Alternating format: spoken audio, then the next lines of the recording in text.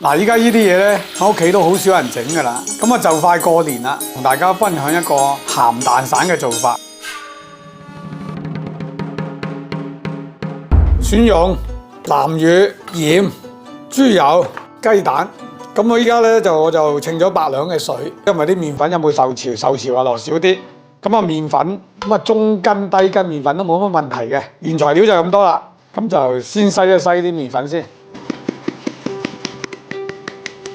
嗱，好多雜質嘅，點樣靚嘅麵粉都好啦，就開個鍋先。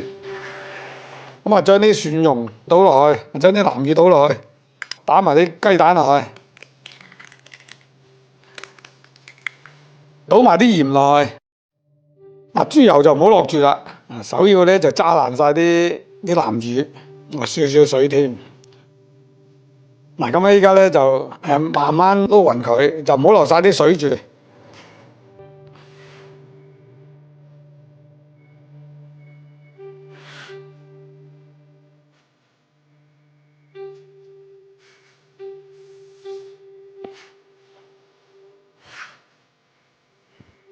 嗱，依家個軟硬度差唔多噶啦，咁樣咧就落埋啲豬油落去，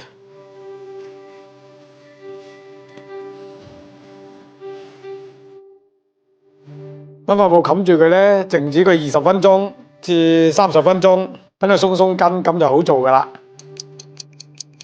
鬆身鬆咗20分鐘啦，我分咗3嚿。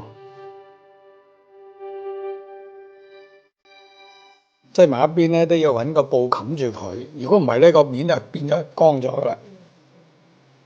呢嚿皮咧就稍為軟咗啲咁多嘅，咁啊軟咗啲咁多咧，就落多啲粉貝啦，開薄佢，越薄就越好。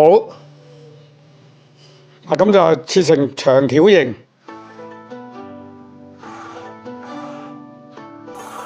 依家開始捲啦，嗱。咁啊，滲啲粉落去先。如果唔係咧，一間黐住噶啦。兩條搭埋一齊。嗱，依家咧就切成一段一段啦。嗱，咁啊，呢度咧就係中間要隔一刀。嗱，依家切咗之後咧，就揾個盤揼啲咁多粉，咁啊穿蛋散啦。喺呢度咧，先頭中間界咗個窿嘅，一轉過去，嗱。一轉過去啦，咁啊輕輕拉一拉佢，輕輕拉一拉佢，咁咧檢查下呢度有冇黐住。咁咧如果黐住咗唔靚仔啊，嗰度好厚咧就唔脆噶啦。